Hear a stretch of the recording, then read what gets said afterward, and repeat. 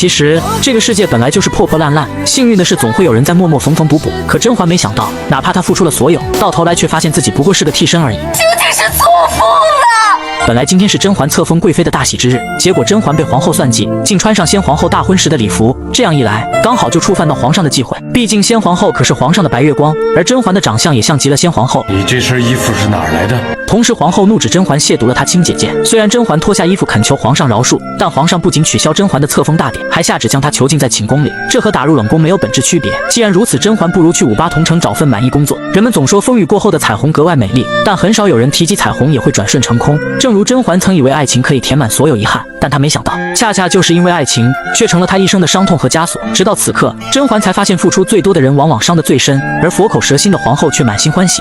姐姐呀，姐姐，你真是本宫的好姐姐呀！哪怕死了那么多年，您还是能够帮着本宫。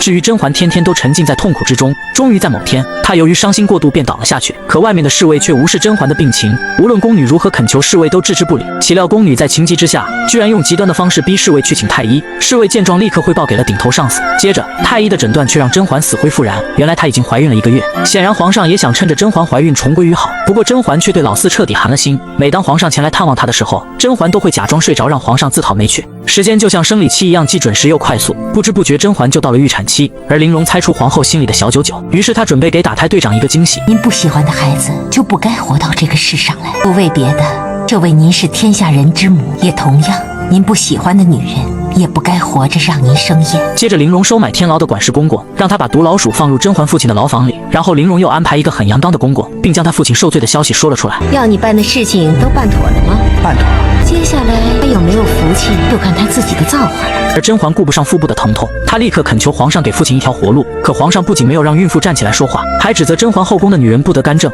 朕已经下旨，温远道一起虾卷流放宁古塔。真的是铁证如山，还是皇上对敦亲王与年羹尧一事耿耿于怀，而要疑心他人？然而正因为这番言语激怒了皇上，当甄嬛捡起散落的纸张一看究竟时，没想到字里行间全是对先皇后的思念。甄嬛才明白皇上爱的并不是自己。其实能有几番像婉婉，也算是你的福气。究竟是我的福，还是我的孽？